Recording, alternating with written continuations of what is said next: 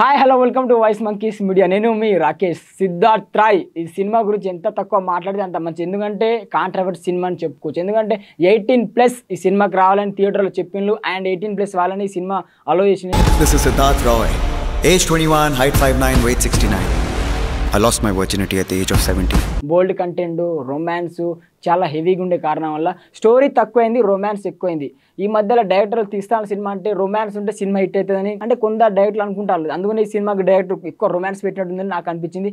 And ఈ cinema చూసుకుంటే Arjun Reddy, animal దానికి మించి రొమాన్స్ ఉంది. To be a beautiful place where there is a lot to cherish.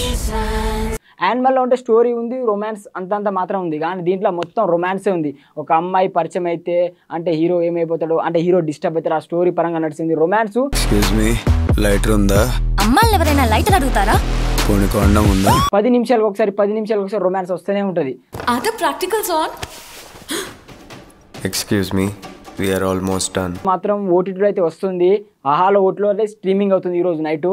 కానీ చిన్న పిల్లలు మాత్రం చూడకండి, దూరంగా ఉండండి. ఎందుకంటే చిన్న పిల్లలకి అర్థం కాదు.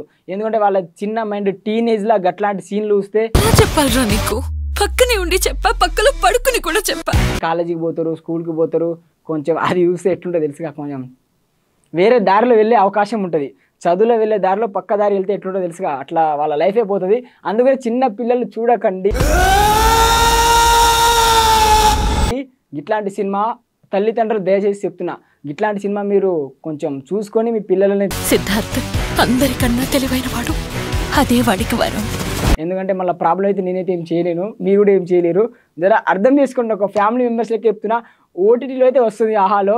సిద్ధార్థ్ రాయ్ హీరో గారి యాక్టింగ్ మాత్రం సూపర్ అని చెప్పుకోవచ్చు. హీరోని మాత్రం హ్యాట్స్ ఆఫ్ చెప్పుకోవాల్సింది. ఎందుకంటే ఆమె అంత నటించిందంటే ఎంత డబ్బులు తీసుకుని నాకైతే తెలియదు, కానీ బాగా నటించింది.